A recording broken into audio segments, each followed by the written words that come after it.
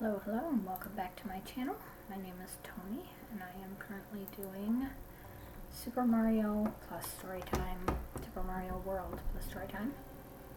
And I am talking about various stories that have happened.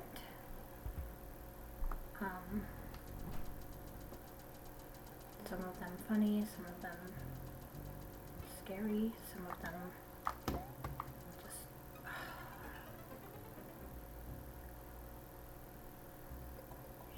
Anyway, today I'm going to tell you guys the story of my dog Rosie and the time that someone stole her and tried not to give her back. Someone that I knew, actually.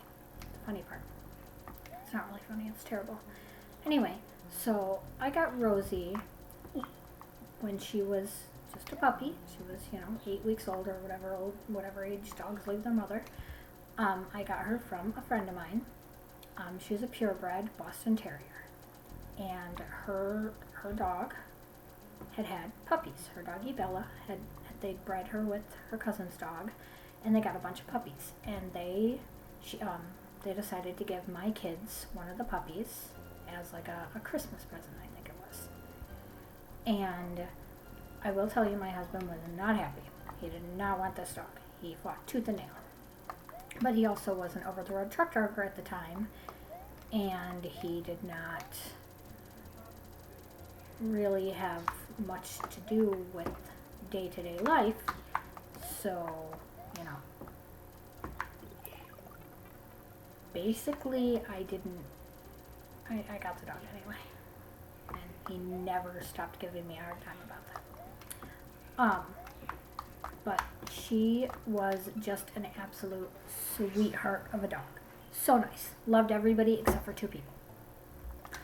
But aside from these two people, my dog, if she knew you, she was your best friend, or you were her best friend. She loved everyone. And she also was obsessed with running. Like when I would take her for walks, she would want to jog so we could run. When she would get outside, she would break her tie out and run every single time. And she was so fast.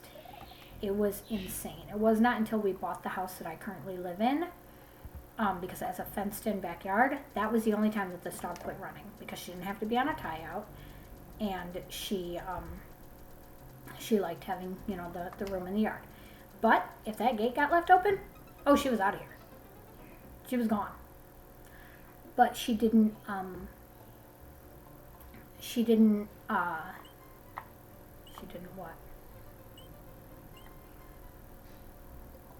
I have no idea what I'm trying to say. Oh, she didn't usually run, like once we moved here. But all the other places that we lived, from when we got her up until we moved here, oh, she would break her tie out. Like, I would buy thick chain, like, you have no idea what I went through to try to keep this dog from running. She ran all the time. She literally should have been named Houdini. Like, she was my little escape artist. But she was so sweet. Like, she would just run to people's houses, and she'd want to be their best friend, and, she loved everybody. She wasn't running, to be bad. She was running because she just wanted to be besties with everyone in the world. And so that's what she would do. She would run, and she would try to go make some friends. And there was somebody who lived near me. It's a girl that had gone to school with my sister, and she, I guess, decided that she was judge, juror, and executioner of my dog and my dog's life. And she, unbeknownst to me, was going around telling everyone that I should not have that dog, and I did not deserve that dog, because that dog always got out, and I clearly was not taking care of her. Well, I'm sorry, but my dog was super loved. She was just a super escape artist. And so my dog got out one time, and she was gone for a long time. Like, I mean, it wasn't like months or anything, but it was several days, at least a week. And we were searching everywhere for this dog. We were telling everybody that would listen. I was posting constantly. Well, come to find out that this girl, who shall remain nameless, who went to school with my sister, and who her brother worked with me and my husband at one point. And thankfully he did, because he knew that my dog was missing. Because if I'm not mistaken, my husband still worked with him, maybe? Or maybe my husband worked with her. I don't know, my husband worked with somebody. And as it turns out, she had taken my dog. She wasn't going to give her back. She decided that she could take better care of my dog, because my dog was always running away. Well, give it 5 minutes, girl, because this dog will run away from you too. And thankfully, I think her brother found out and convinced her to give the dog back. But she wasn't going to give my dog back.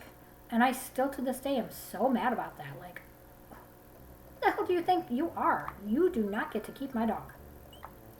So, anyway, she did eventually, obviously, give my dog back. But I'm still kind of mad. Because, what the heck? Did I not do? Sorry, we're gonna do these levels real quick because I feel like there's something missing. Like, I feel like we didn't get the secret exits in these ones. So, but yeah, I'm still so mad that, like, my dog died a few years ago, and I'm still mad about the fact that she tried to keep her. Like, you don't get to keep my dog. Who the heck do you think you are? Ugh, so annoying. But yeah, we ended up getting the dog back, and I'm sure that she probably still to this day tells people that I'm a terrible dog owner that neglected my poor sweet Rosie girl. And I genuinely don't care what her opinion is at all. So if she wants to tell people that, she can tell people that all day long. I do know that after that, every time she'd see me, she would not be friendly. Not that I wanted to be friendly with her, because what do you think you're doing, taking my dog, girl?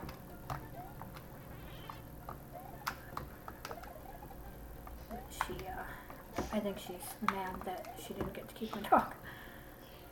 Which is, again, ridiculous, because you can't just take somebody else's animal. Whatever. But yeah, she was definitely a escape artist. And I will tell you, the two people that my dog did not like, one of them was my neighbor, right next door.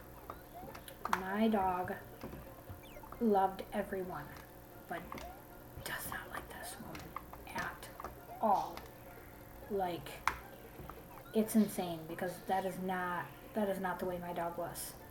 But she did not like this person at all. Like, oh my gosh, would bark and bark and bark. And like anybody else, any other neighbor, totally fine. My dog had no issue with any other neighbor. But this particular person, no, she was not having it. Oh yeah, I did do that one. Was it this one that I didn't do the second one for? That one does go both ways. But yeah, it was always very, very interesting to me that my dog really, really, really did not like this. I did not mean to do that. This particular neighbor. But and then the other person that she did not like was, I had a Girl Scout troop for a while there. And there was this one particular child, whose parents had both died. And so she was being raised by her uncle. And he always, would come at the end of the Girl Scout meetings, and was very friendly, and he would always offer to help with various things, and, he seemed like a nice enough guy. And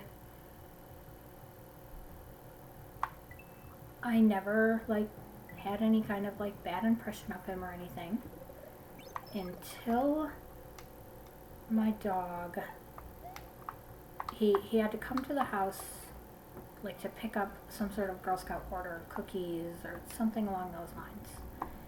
And my dog hated him on sight. Hated him. Just snarled and barked and just, my dog was not a fan. And my dog loved everyone. My dog loved people that I didn't like. So the fact that she absolutely hated this person was absolutely stunning to me. Like, just stunning. Like, this was not Rosie. She did not hate people. So that alone gave me a bad impression. But yeah, so I'm gonna leave this here because that's the story of my dog and the time that she was kidnapped, dog-napped, and getting her back. That one was also recommended to me by my nephew, so shout out to you, kiddo.